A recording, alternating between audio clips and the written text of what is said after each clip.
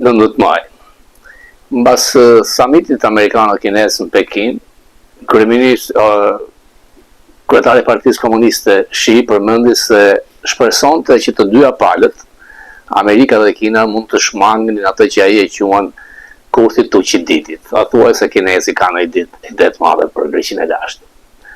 Çfarë do të thoshte kjo? Ku t'ja referohet ai? Është një libër, një artikull i një shkencëtari të njohur politik në Amerikë, Graham Allison, ku paraqitet një paradigmë e marrëdhënieve ndërkombëtare dhe shkurtimisht ishte kjo që nëse keni një fuqi të vendosur potenciale si Sparta e lashtë dhe ajo shqetësohet se është një fuqi tjetër që kërkon të jetë ngacmuese aty afër lagjes tënde, të jetë diçka më e fortë se fuqia më e vjetër, se ajo fuqi që quhet e vendosur, dhe ajo do ta sulmojë atë. Do të ketë një luftë. Do ai jep disa shembuj nga historia. Dhe këtë e quajti kurthi Thucydidit. Historiani Thucydid ka lindur në vitin 460 përpara Krishtit dhe ka vdekur diku në vitin 400-395 para Krishtit dhe erës së re. Ai shkruajti një histori rreth luftës Peloponezit midis dy vendeve dhe ky është Chelsea në librin e tij. Dhe ai thotë se kishte arsye të ndryshme për të shkuar në luftë. Por ndoshta, sipas mendimit të tij, më e mundshme ishte se këto vende ishin të ndryshme. Sparta ishte e friksuar nga dominimi që po rritej në të gjithë botën greke, dhe kështu ajo organizoi një luftë parandaluese duke përshtuar Atikën, vendin rreth Athinës, ku sot ka shumë aronitës, në vitin 431. Ai e përdori këtë term që të krijonte të ashtu quajturin kurthi i Thucydidit. Pastaj autori e ka aplikuar këtë në incidente ndryshme të historisë. Por më rëndësishmja, Shi, që po i bënte jehon këtë libër të Amerikanit, sepse në atë libër thuaj se Shtetet e Bashkuara mund të bënin diçka të nxituar ose për të parandaluar një fuqi tjetër që të rritej. Por pavarësisht, ai sa e kam lexuar unë Graham Allison, ai është një studiues i shquar, por në këtë rast ai e lexon jo drejt Thucydidin. Sepse Athina nuk u bë ngjitse e rritur në vitin 431. Ai ishte përgjegjëse për fitoren në Salamin. Athina dhe Sparta kishin një lloj partneriteti me njëra tjetrën. U grindën, kishin një luftë tjetër të quajtur lufta e parë Peloponeze nga viti 460-446, 30 vjet para luftës Peloponezit. Pra kjo është gjëja e parë. E dyta, ata që janë me Thucydidin, kanë një tendencë që t'i japin të gjithë llojeve të interpretimeve të ndryshme, por ndonjëherë janë të papajtueshme me njëra tjetrën.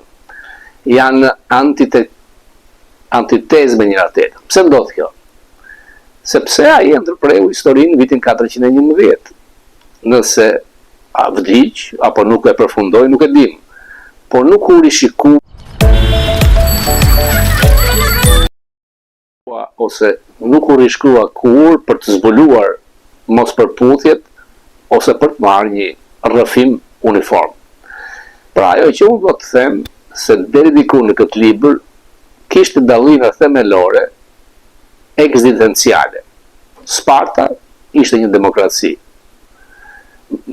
Sparta ishte oligarki. Athina ishte demokraci. Sparta ishte një fuqi toksore me një këmbësori të shkëlqyer. Athina ishte një perandoritetare me një marinë të madhe. Athina ishte kozmopolite. Sparta ishte izoluar, provinciale, fisnore, etnike. Grekët Athinas ishin ionian, spartanët ishin dorian. Spartanët përdornin sistem të ndryshëm, ndërkohë që Athina kishte një model të skllavërisë. Mund vazhdoj shumë që të bëj këtë lloj, se ka paralele Athina dhe Sparta me Kinën dhe Amerikën që kërkon të thotë Shia, nuk më duket. mendoj se Amerika është një fuqi e fortë. Është shqetësuar nga Kina. Shqetësimi I ri në ngjitje është se si do ta parandalojmë. A do të ndodhë? Kriteret kryesore që tregojnë se në një superfuqi është e fortë apo është në rënje. Ne amerikanët po ngjitemi. Kina po bie. Marrim pjellorin. Amerika e ka 1.7, Kina 1. Pra Kina po plaket, Kina po të kurret. Prodhimi I naftës, I karburantit, materiali nga I cili janë bërë gjithë perandorik. Ne jemi prodhuesi më I madh I gazit dhe I naftës në historinë e qytetërimit. Kina duhet të importojë 70% të ushqimit të saj të prodhuar nga nafta. Ushqimi që prodhohet në Amerikë, Amerika është eksportuesi më I madh në botë dhe vlera e produkteve tona bujqësore është e pakrahasueshme. Kina tani është duke u bërë më e pasur, ka ndryshuar, por ajo importon 30% të ushqimit të saj. Po të shikojmë në energjinë bërthamore. Ne jemi më I përdoruesi, Amerika është përdoruesi më I madh civili I energjisë bërthamore dhe shumë përpara edhe në energjinë bërthamore ushtarake. Nuk dua të hym këtyre, por Amerika ka 6.000 deri në 7.000 armë bërthamore. Kina ka 600 ose 700.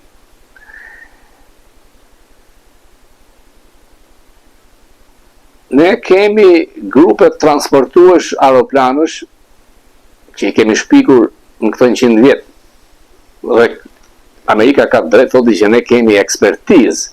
Kina po përpiqet të ketë një grup të tretë transportuesish.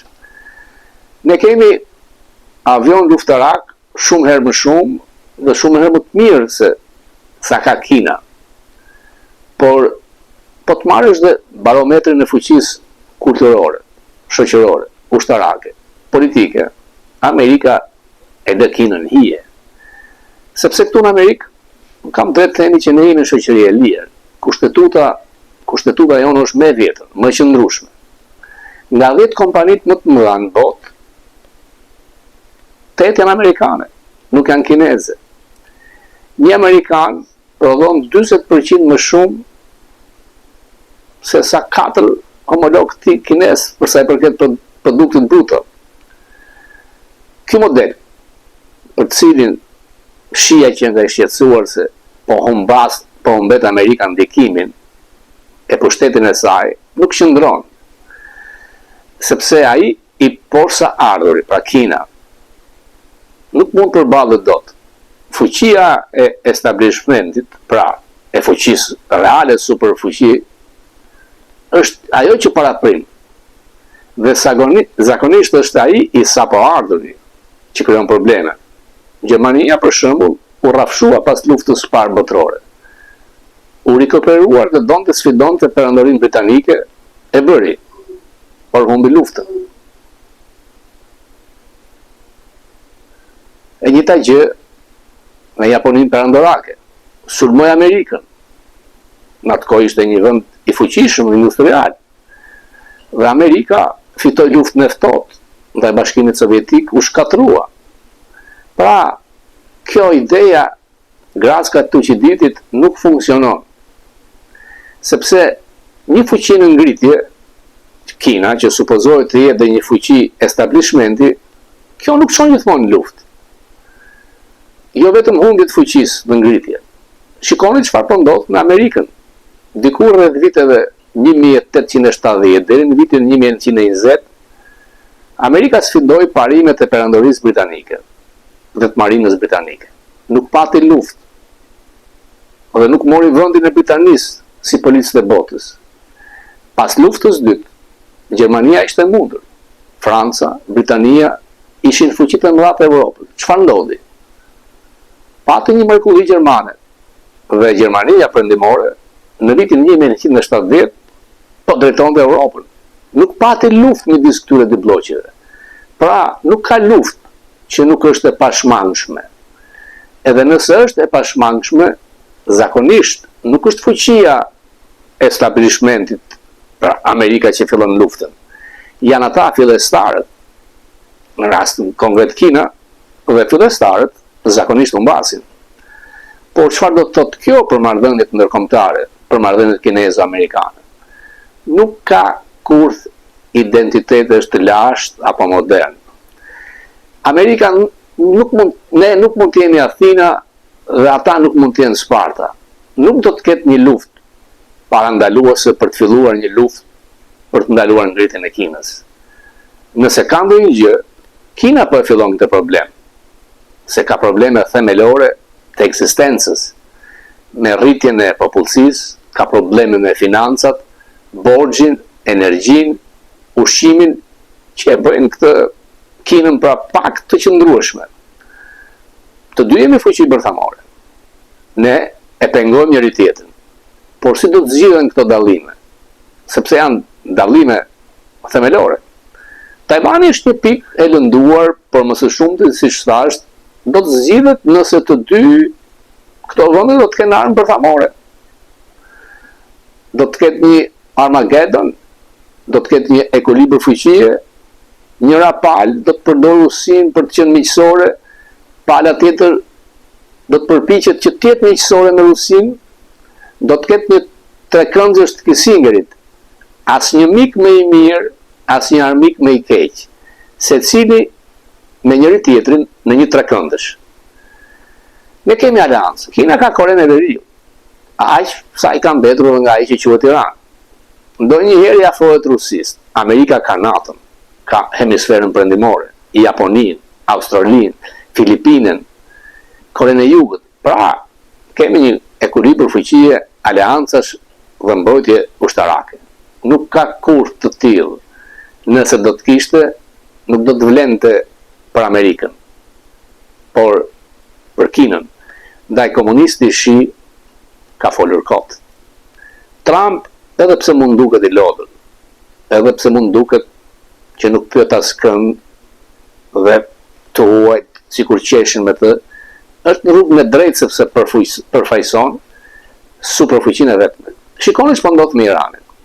Sot duhet kishte bombarduar, sepse nuk ka rrugë zgjedhje, nuk mund ta durojë dot më Trump arrogancën e Iranit. Trump është i bindur, nuk do të lejojë armë bërthamore. Por disa vende arabe e kërkuan që ta shtynte sepse mund të ketë bisedime.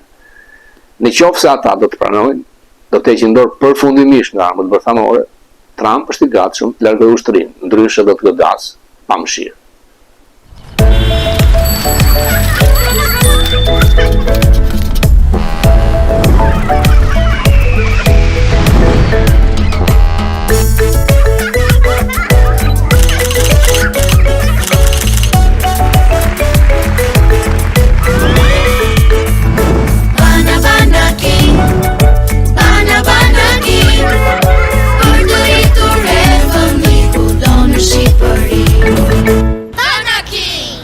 Kudo në Shqipëri.